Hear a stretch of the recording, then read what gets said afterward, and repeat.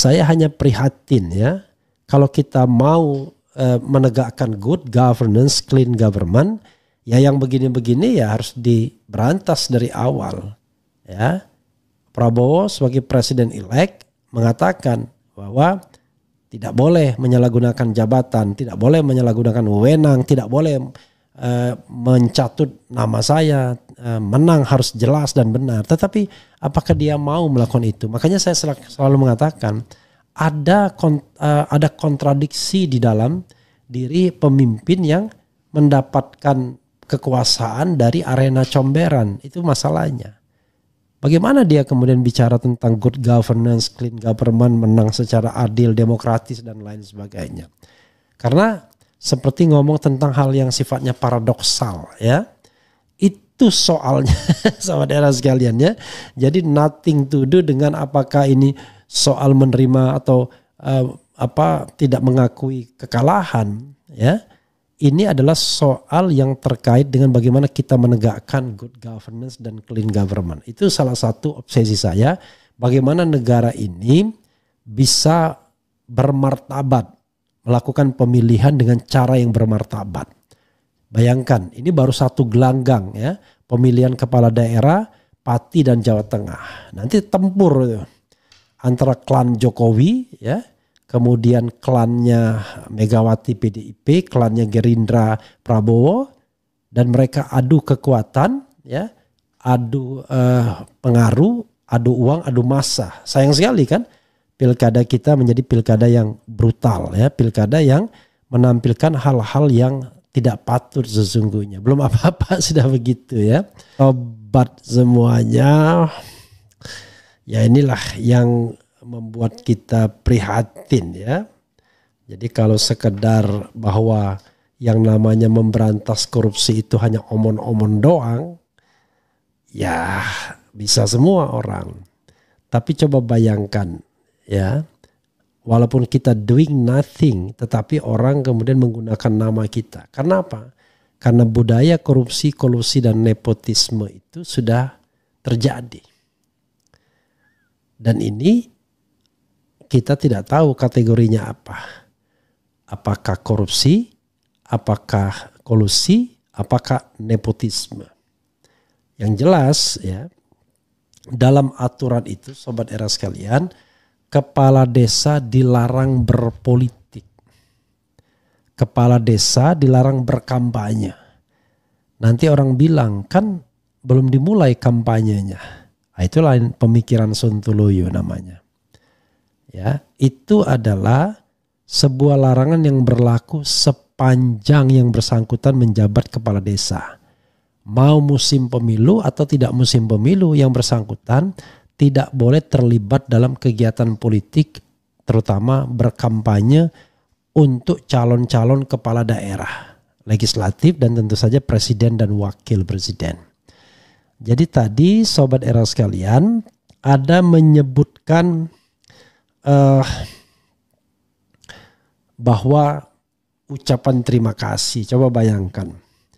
Undang-undang desa, revisi undang-undang desa yang memperpanjang masa jabatan kepala desa dari 6 tahun ke 8 tahun, itu hal yang sungguh sangat luar biasa ya.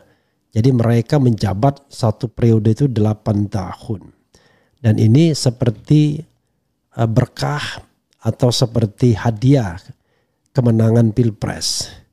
Tiba-tiba kepala desa Sepati ya, itu mengucapkan terima kasih kepada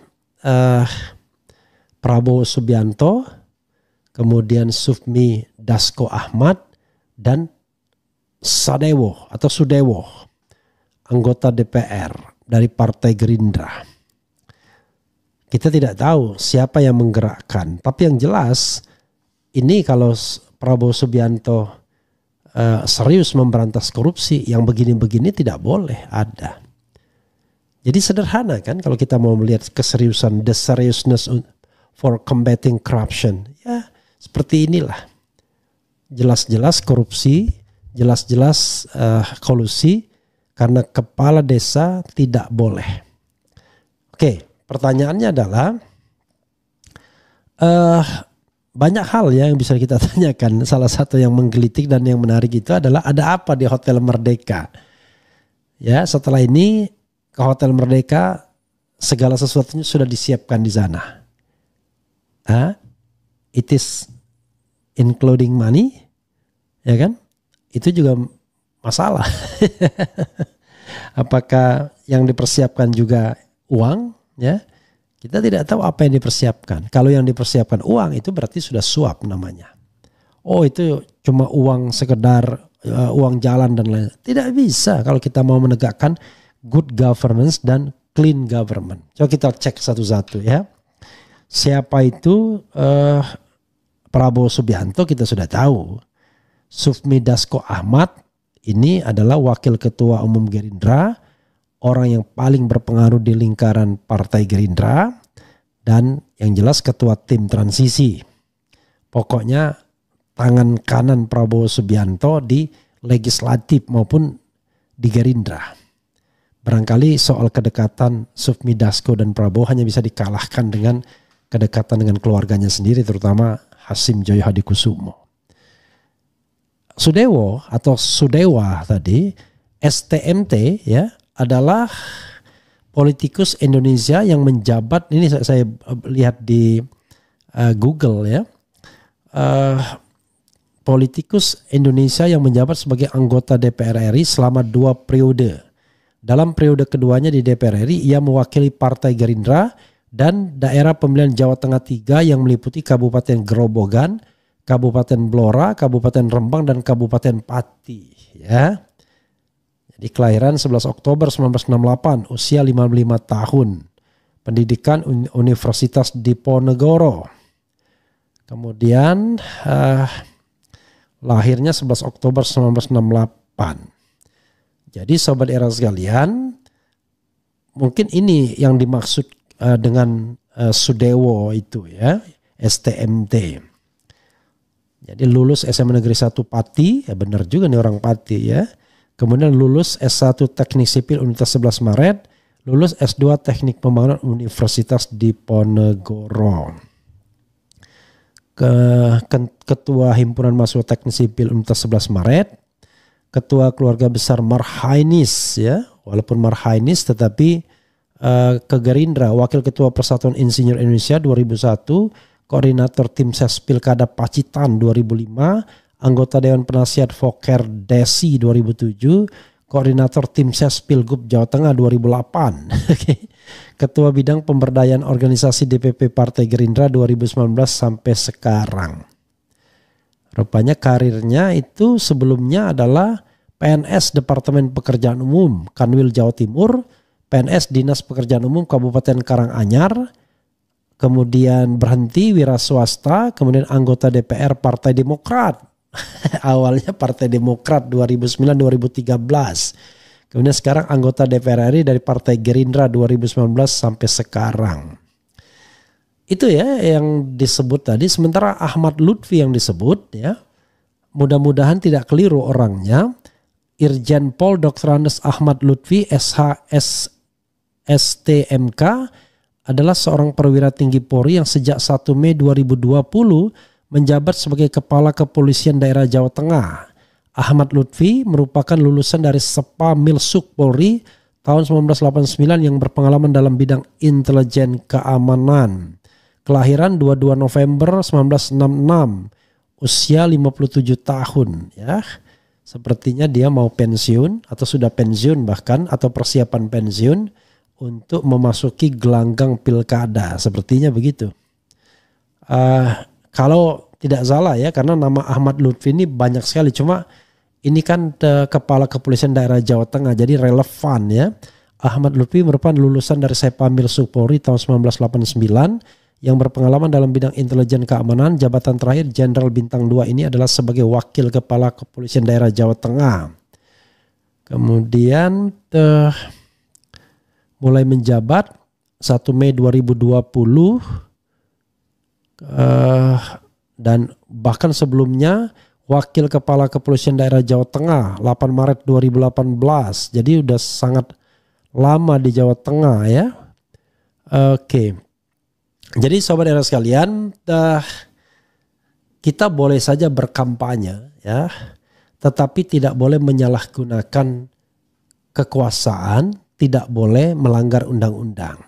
Apalagi misalnya pelanggaran itu dalam tanda kutip ya, menyebut nama-nama orang yang seharusnya tahu aturan. Menyebut calon presiden terpilih, menyebut wakil ketua DPR, menyebut anggota DPR, menyebut mantan atau Kapolrinya sendiri. Nah, ini yang menurut saya yang yang harusnya dihindari ya, yang harusnya dihindari. Karena jelas-jelas kepala desa harus netral, tidak boleh berpolitik. So long time kepala desa selalu digerakkan berpolitik. Tapi susahnya di Mahkamah Konstitusi tidak pernah diakui. Tidak bisa diakui. Lalu kemudian rekaman-rekaman seperti ini dengan mudahnya didinai. Karena dianggap tidak ada yang namanya bukti tambahan. Padahal ya tidak mungkin dari kepala desa yang hadir ini kemudian dijadikan saksi. Mana mau mereka jadi saksi. Pasti takut mereka jadi saksi ya. Jadi saudara sekalian, saya hanya prihatin ya. Kalau kita mau menegakkan good governance, clean government, ya yang begini-begini ya harus diberantas dari awal. Ya, Prabowo sebagai presiden elect mengatakan bahwa tidak boleh menyalahgunakan jabatan, tidak boleh menyalahgunakan wewenang, tidak boleh mencatut nama saya, menang harus jelas dan benar. Tetapi apakah dia mau melakukan itu? Makanya saya selalu mengatakan ada kontradiksi di dalam diri pemimpin yang mendapatkan kekuasaan dari arena comberan. Itu masalahnya. Bagaimana dia kemudian bicara tentang good governance, clean government, menang secara adil, demokratis dan lain sebagainya. Karena seperti ngomong tentang hal yang sifatnya paradoksal ya. Itu soalnya saudara sekalian ya. Jadi nothing to do dengan apakah ini soal menerima atau tidak mengakui kekalahan ya. Ini adalah soal yang terkait dengan bagaimana kita menegakkan good governance dan clean government. Itu salah satu obsesi saya. Bagaimana negara ini bisa bermartabat, melakukan pemilihan dengan cara yang bermartabat. Bayangkan, ini baru satu gelanggang ya, pemilihan kepala daerah, Pati dan Jawa Tengah. Nanti tempur antara klan Jokowi ya, kemudian klannya Megawati PDIP, klannya Gerindra Prabowo, dan mereka adu kekuatan ya, adu pengaruh, adu uang, adu massa. Sayang sekali kan pilkada kita menjadi pilkada yang brutal ya, pilkada yang menampilkan hal-hal yang tidak patut sesungguhnya. Belum apa-apa sudah begitu ya. Dan kita tidak tahu siapa yang menggerakkan. Nah, apakah yang menggerakkan nama yang disebut ataukah yang menggerakkan langsung pimpinan pusat? We don't know exactly. Perlu klarifikasi, tapi yang jelas ini bukan tindakan yang benar. Let's say kemudian dihaluskan bahwa itu nggak benar, itu kerja oknum. Oknumnya siapa harus diproses. Yang mencatut nama harus diproses.